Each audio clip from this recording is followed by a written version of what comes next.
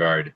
But today we're so you probably heard in video two that there was a lot of possessive language, meaning my dog or your house, that type of thing. And today's lesson at the beginning has sort of a little bit of a twist on that possessive language, because if we were thinking about saying something like that's my dog, then we'd use the word my.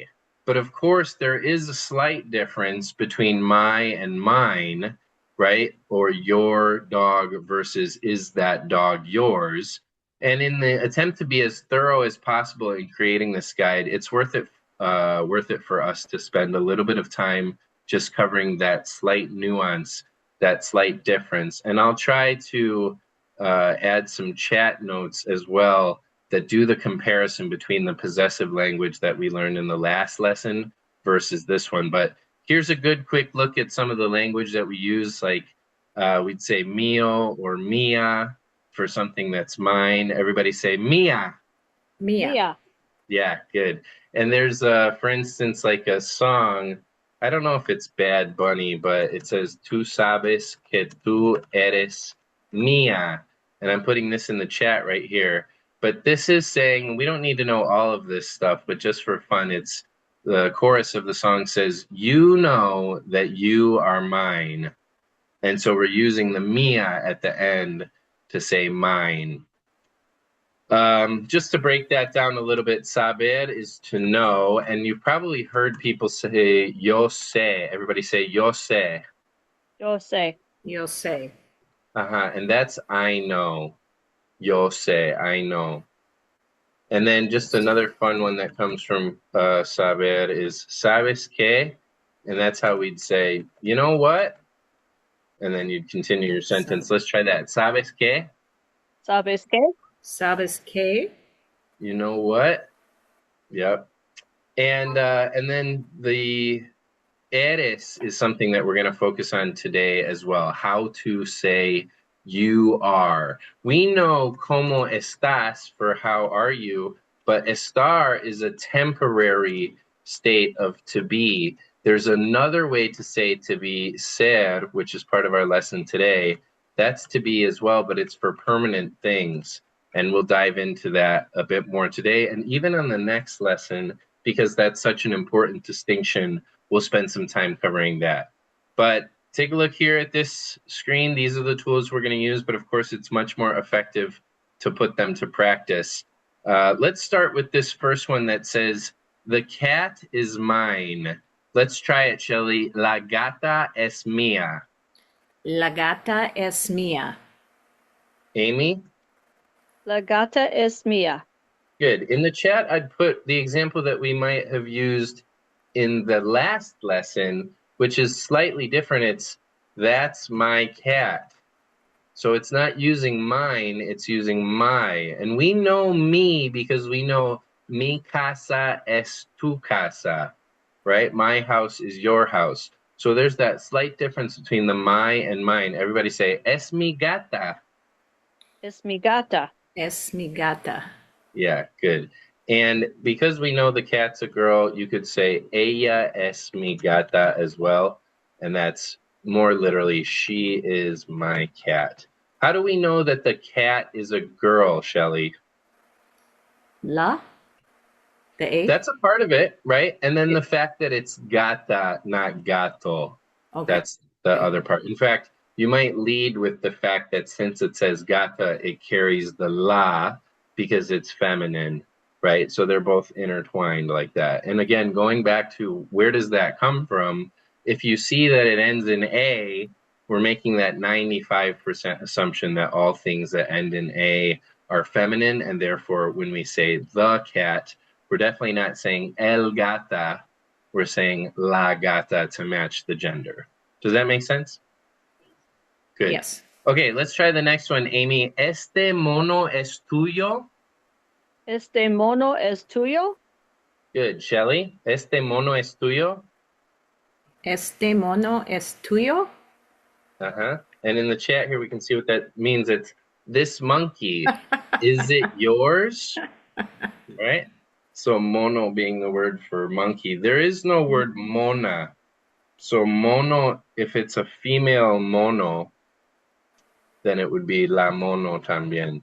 It would also be the monkey. We talked about that a little bit in the other lesson too, about how the word poeta is the word for poet, and there is no word poeto. So sometimes that gender exchange doesn't occur. So there in the chat, you can see a female poet would be la poeta, and a male poet would still be poeta, but it would be el poeta. Let's try the next one. The flower is hers, which could also be the flower is his. Let's try it, Shelly. La flor es suya. La flor es suya. Good. Amy? La flor es suya. In the chat, we're doing the contrast again between the last lesson. Su means his or her. So in the chat there, where it says es su flor, it's saying it is her flower or it is his flower. Let's try that, Shelly. Es su flor. Es su flor. It's her flower versus this one, the flower is hers. So notice that her is su, it's his or her really, and then suya or suyo would be the difference of his. It's still his, but then it would be hers. So just a slight difference there. Then the next one is he is our pig. Él es nuestro puerco. Let's try that, Amy. Él es nuestro puerco. I have trouble Good. with the R's. Él es Shelley, try that. nuestro puerco. Él es nuestro puerco. Good. That one's not as different because that's our pig, right? And then el bebé es suyo. Let's try that, Shelly. El bebé es suyo. El bebé es suyo. Amy? El bebé es suyo. Good. This one's saying the baby. Is it y'all's? And it could also be, is it theirs? Right? So notice that suyo and suya, they can exist for his or her, but it's also theirs or y'all's. And my real intention with this one is that y'all's baby? El bebé es suyo, is that y'all's baby? Right? Good. Let's put this to the test and try it out with the little multiple choice. Try this one, Shelly. How would you say the elephant, is that elephant yours? El elefante es tuyo. Yeah, good. And Amy, try it. El elefante es tuyo? El elefante es tuyo.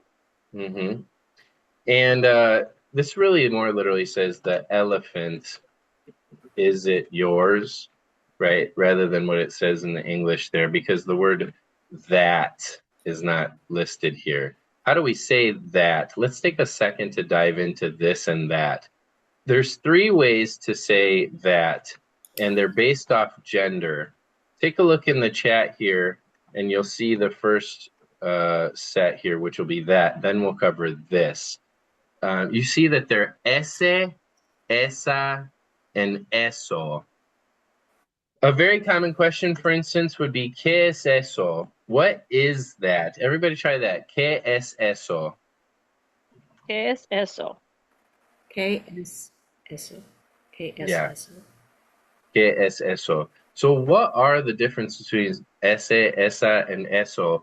We're so used to seeing the O as things that are masculine, but what's actually happening here is something that's ese, is a masculine thing. Something that's feminine is esa.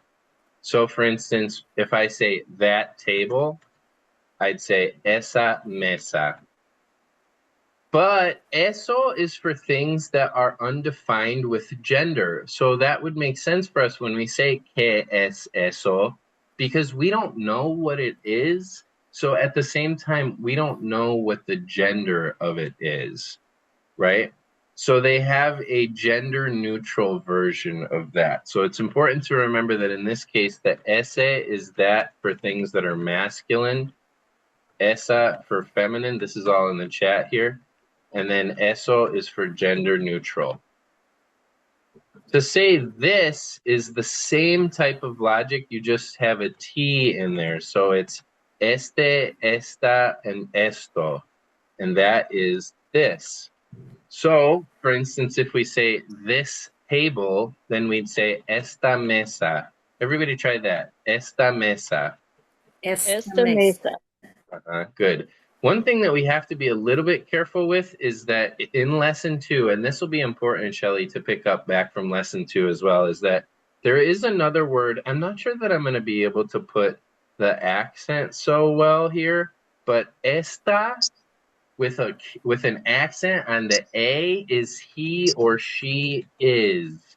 And it's also it is. So, for instance, let me just put the A. I got to go and find it in a document here, the accents. That's the problem, really, is that we still haven't really figured out how to do accents with a shortcut on the keyboard here with this computer, but I put it in a document so that I can just copy and paste them when needed.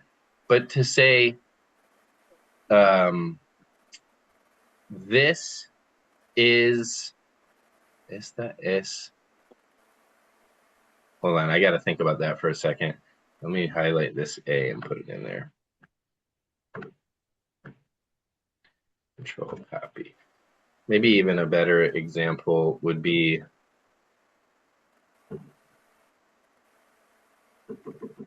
¿Dónde está el baño? Try that, guys. You probably have said that in your lifetime before in Spanish. ¿Dónde está el baño? ¿Dónde está el baño? ¿Dónde está el baño? Yeah. So here that is in the chat. Where is the bathroom? And notice that the está has an accent on it. In that circumstance, it doesn't mean this. It's the verb from estar of he is, she is, or it is. So for instance, we might say, how is she? Instead of saying como estás, which is how are you, how is she would be como está ella. Let's try that, guys. Como está ella? ¿Cómo está ella? ¿Cómo está ella? Good. How is she? So that's an important area where the accent really does matter, right? Is that esta means this, as in this table would be esta mesa, right? And then está meaning he is or she is or it is. And that's an important thing to note, is that when we talk about it, things that are inanimate, they always share the verb form of he or she. Where did the Zoom call go? I'm here. I can see it. I can see you both. Okay, good. I just meant the guide screen here. We got it, right? You can see the guide again? Yeah. Yeah, Yep. it never went away.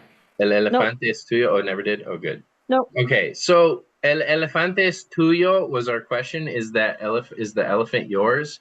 Now we want to say, yes, the elephant is mine. Amy, what do you think? Sí, el elefante es mío. Yeah, good. Let's try that one, Shelley. Sí, el elefante es mío. Sí, el elefante es mío. Yeah, good. Something to note about the word see here is that actually on the guide, it's a typo because it's supposed to have an accent on the I. When it's see without an accent on the I, that is how we say if in Spanish. So for instance, if we said, ¿Quieres ir a la playa? Someone says, do you want to go to the beach? And someone says, voy a venir si puedo. Now, we're not going to know all these words, but that's to say, I'm going to come if I can. So you can see the application of si as if right there as well, right? Let's just try that for fun. Amy, let's ask Shelly, ¿Quieres ir a la playa? ¿Quieres ir a la playa? Good. And Shelly, try it back with her. Voy a venir si puedo. Voy a venir si puedo.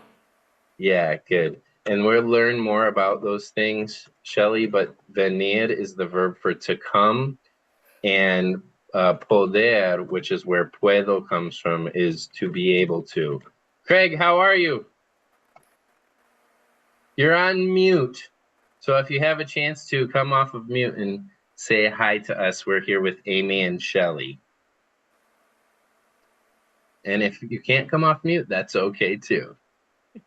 I needed to stay silent. I'm still working. Hello, he says. He's been working hard. This is a guy that's manual labor. He's using his hands every day. He keeps sending me pictures of stuff that's going on. It looks like to me the farm out there, but definitely a man's man. So we're glad to have you, Craig. Sí, el elefante es mío. When we come up with some of that new stuff, Shelly, like those new verbs that we just learned in the chat, don't worry about that stuff because it doesn't match where we're at right here. Just sometimes I'll use something that we might not know, just like in that example, to emphasize that sí can mean if. But the other stuff will come, like learning that verb venir, to come, or poder, to be able to, right? Okay, now the difference here is that it's using the mine language versus the my language. So this one here says, yes, that is my elephant. Sí, ese es mi elefante. Let's try that, Shelly. Sí, ese es mi elefante. Sí, ese es mi elefante. Good. Amy? Sí, ese es mi elefante. Craig, it looks like you're off mute. You want to try it? Sí, ese es mi elefante. Sí, ese es elefante. And we want to say mi elefante because the word me there is representing my.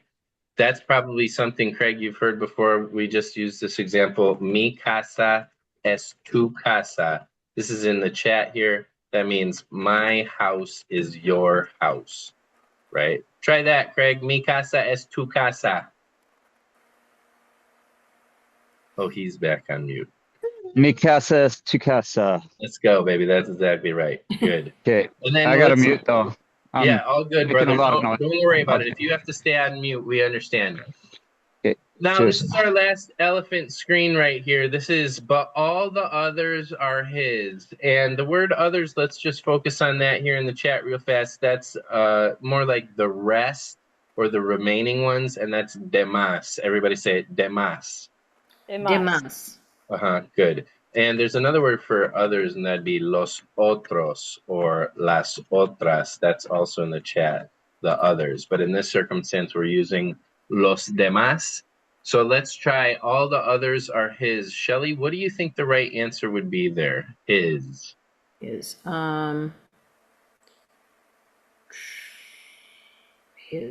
suyos? Yeah. Yep. And the first one of the suyos, you notice they're the same there twice.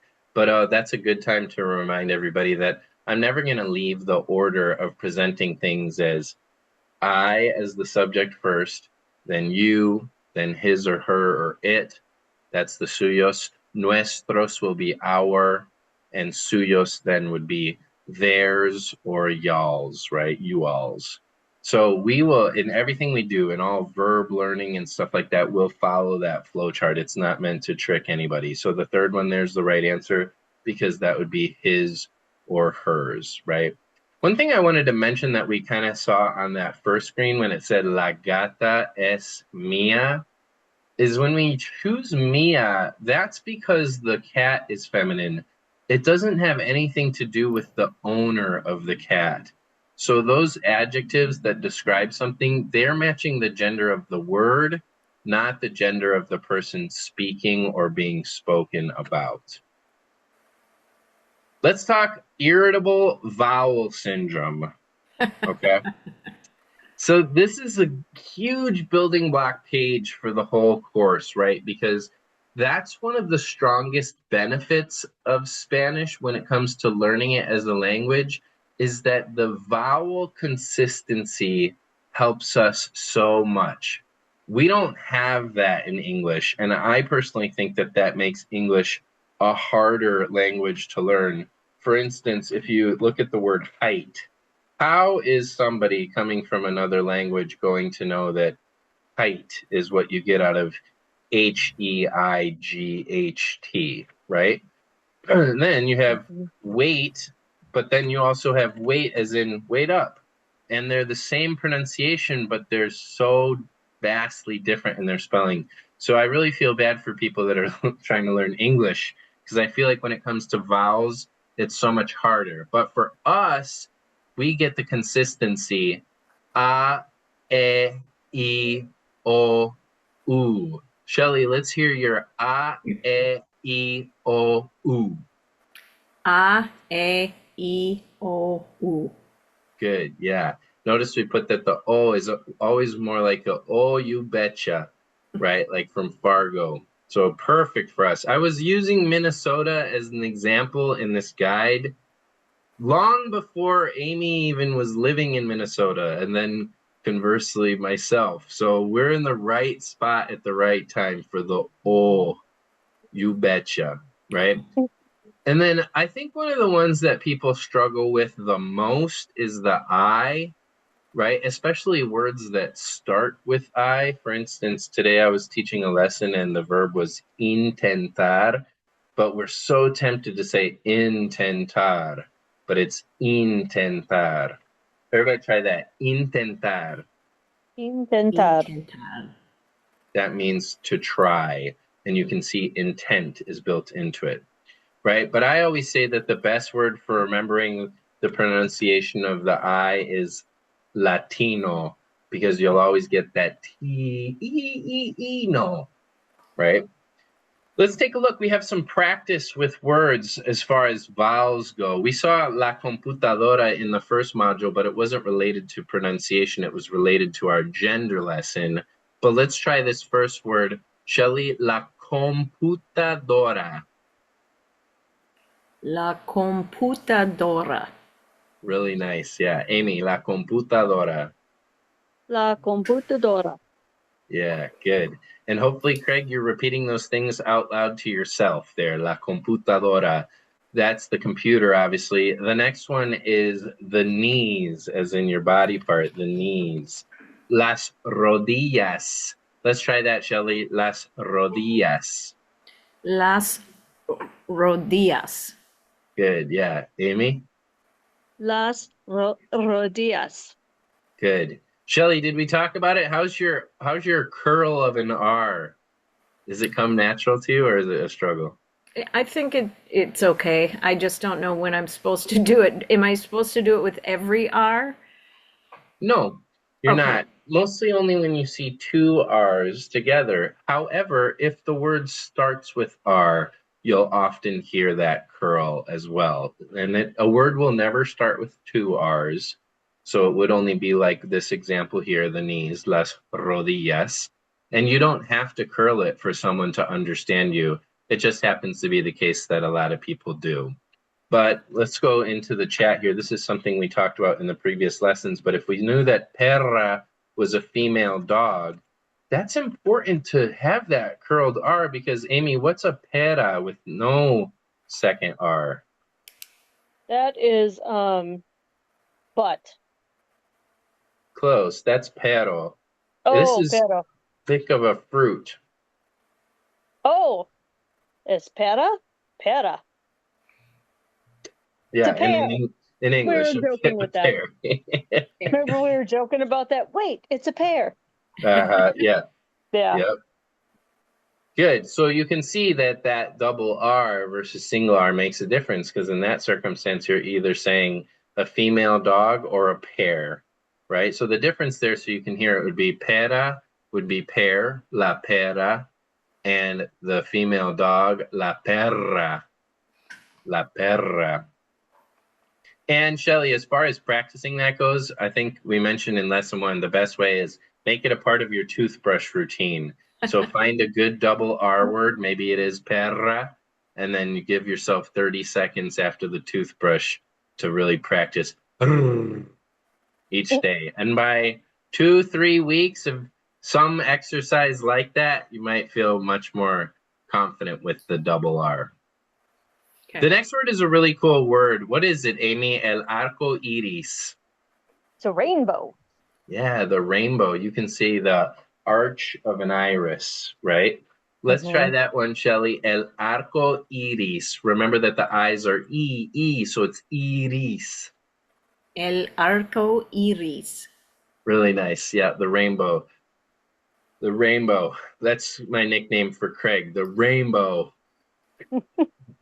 Not the most apt nickname. The next one is the nature, la naturaleza. La naturaleza, the nature. Let's try that one, Shelly. La naturaleza. La naturaleza. Good. Amy, la naturaleza. La naturaleza. Yeah, good.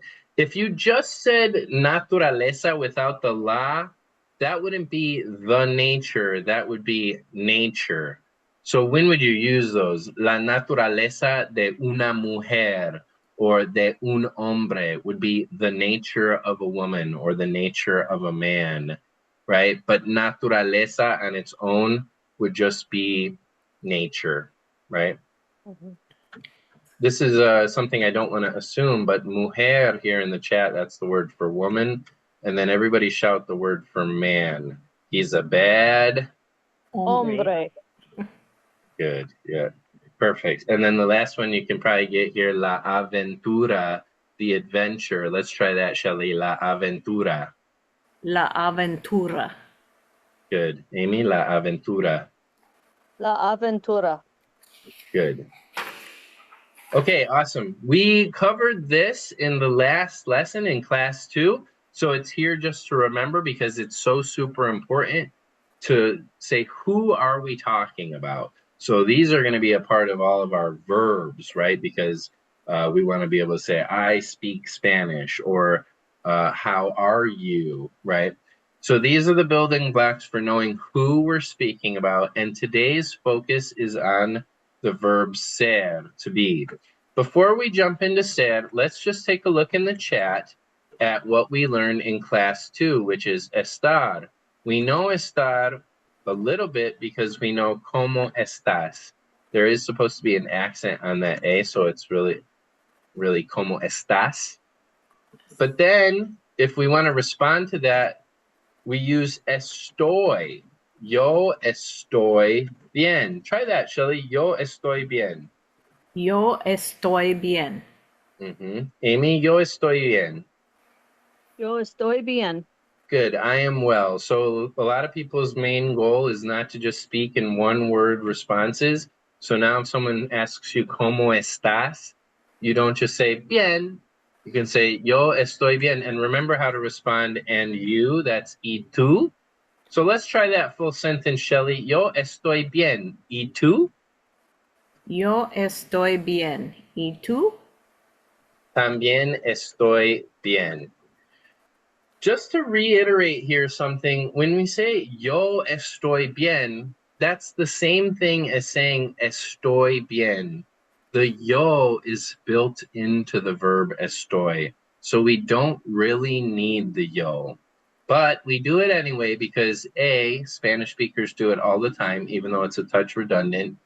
B, because it's our new language, it helps us to give clarity about who we're talking about. So for instance, if we chose the wrong verb, maybe because we still said yo, someone would stay with us.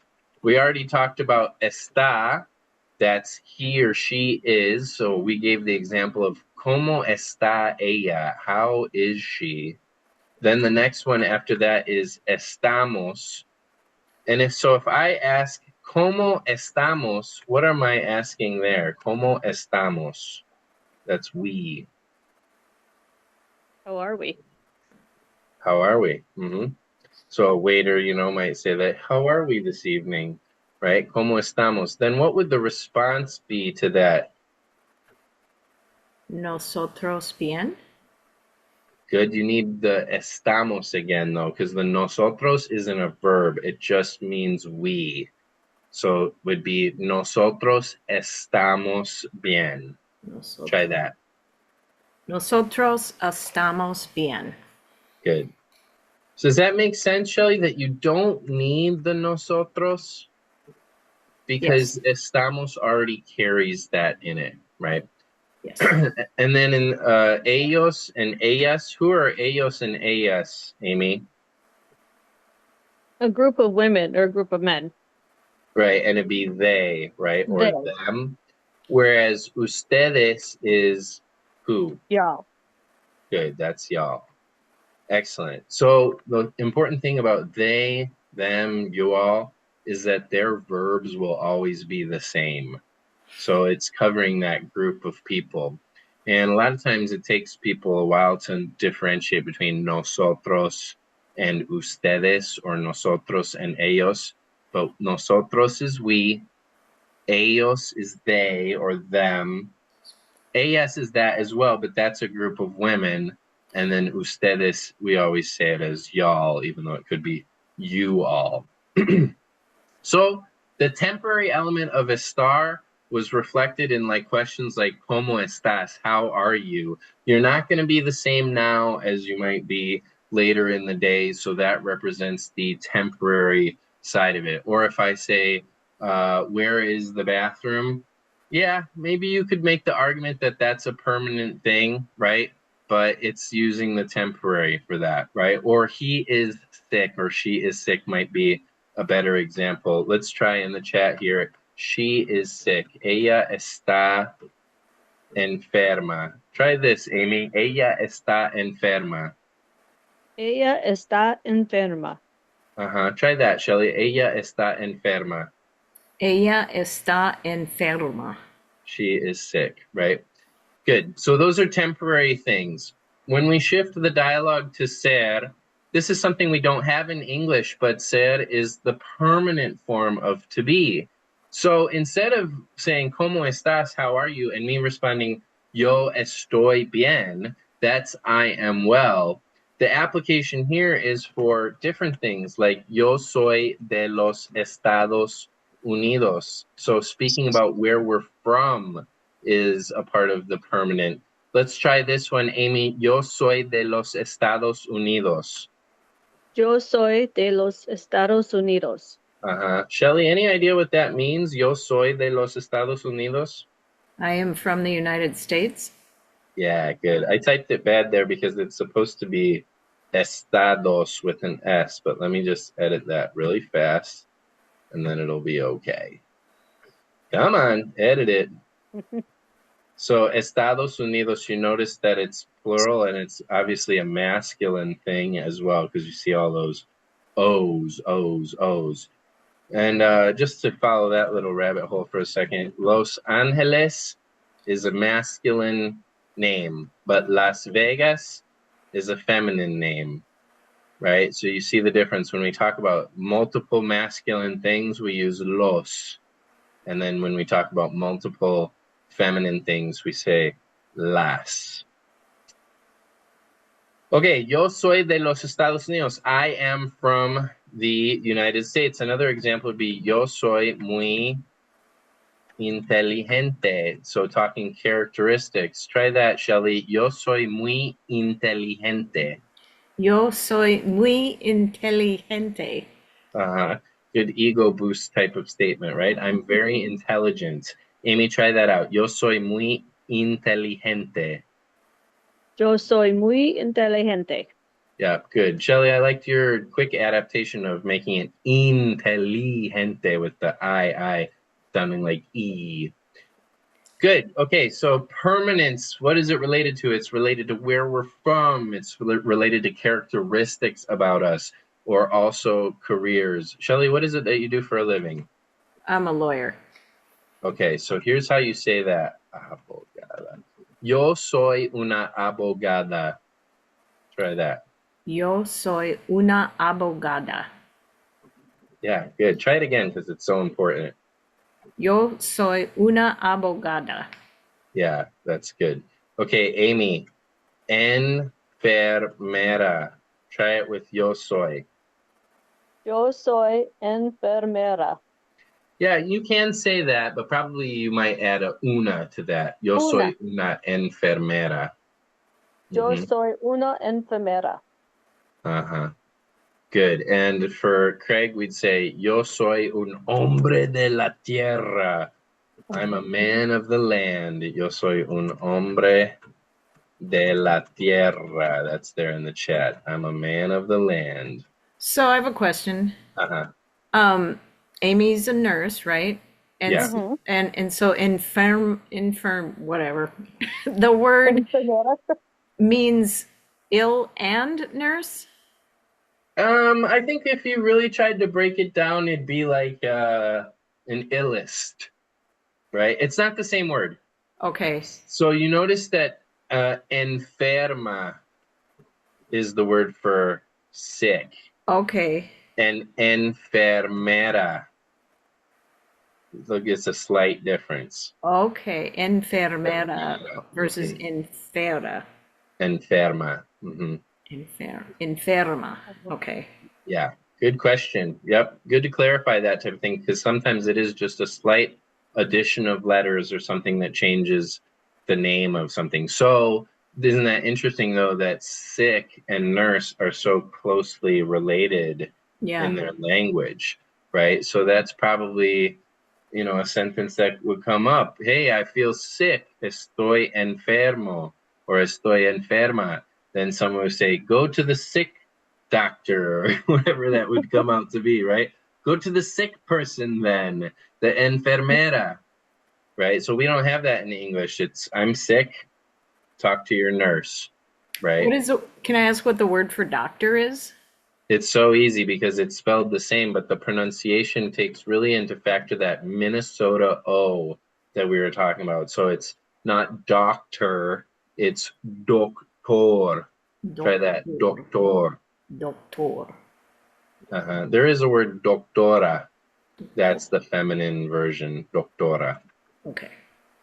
Cool. Okay, let's move on to the next one. See, now ser is funky, right? Soy, maybe we could be like, okay, that's from ser, but notice that eres is the next one. That's you are. So we say, eres muy hermosa. Amy, eres muy hermosa. What does that mean? You are beautiful. Sure, and it's beautiful. It can be like such a different kind of thing than just physical beauty, right? Hermosa is like full of beauty in a way. Try that, Shelly. Eres muy hermosa. Eres muy hermosa. Maybe we've heard of Hermosa Beach in California, which most people call Hermosa Beach. That's a mispronunciation, right? Because the H's are silent. Again, to the same logic that we were using before, eres muy inteligente would be another example. You are very intelligent. Or eres muy amable, probably my favorite. Let's try that one, Shelly. It means you are very kind. Eres muy amable. Eres muy amable. Good. Try that, Amy. Eres muy amable. Good. Craig, tú eres muy amable. You are very kind. You are very nice. Tú eres muy amable. Notice in the chat I put the two examples there. One has tú eres, and the other has eres. And just to reinforce, we don't need the two because that's already communicated in our verb choice there, but it does help give clarity since it's our second language. Another one from eres is de donde eres. What is that one, Amy? De donde eres? Where are you from? Yep. And it's really of where you are is the literal. So where are you from? Of where you are, or from where you are. That's important to know, is that de can mean of or from. We've probably seen this before. Quesadillas de pollo is chicken quesadillas, or yo soy de los Estados Unidos is I am from the United States. So you can see both examples there. Quesadillas of chicken, which is how you say chicken quesadillas, or I am from the United States. And put Estados Unidos again. Why did I do that? Does that make sense? Yeah, De donde eres? Where are you from? yes. Good. Donde Shelly, eres? try that. De donde eres? De donde eres? Uh-huh. Then how would you respond to that? So, Shelly, I'm asking you, ¿de dónde eres? Yo soy Lake Nebagamon. Uh-huh. Good. That would be a good one. And we want to say, yo soy de.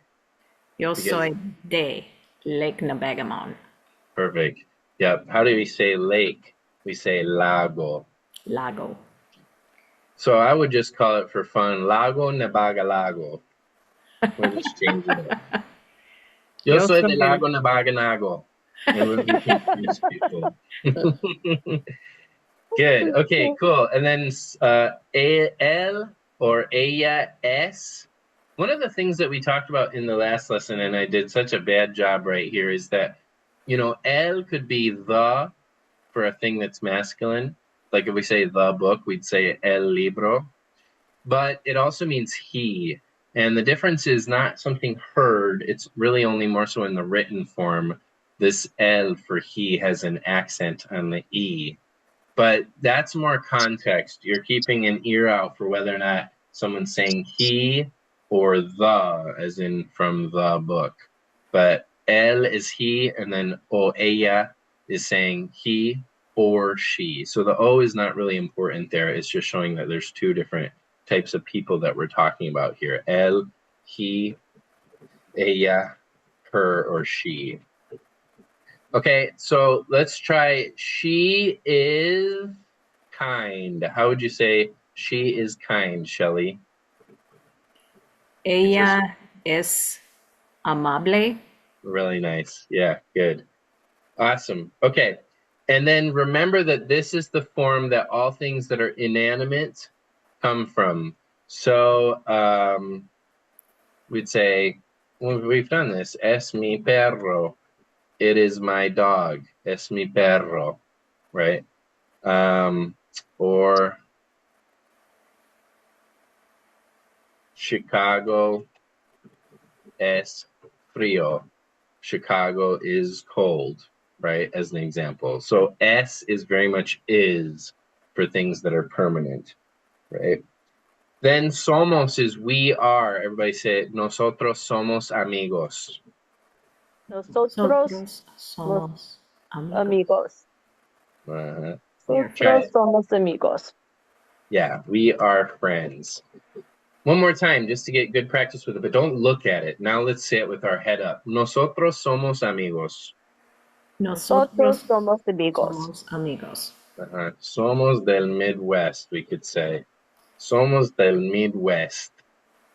We're all from the Midwest.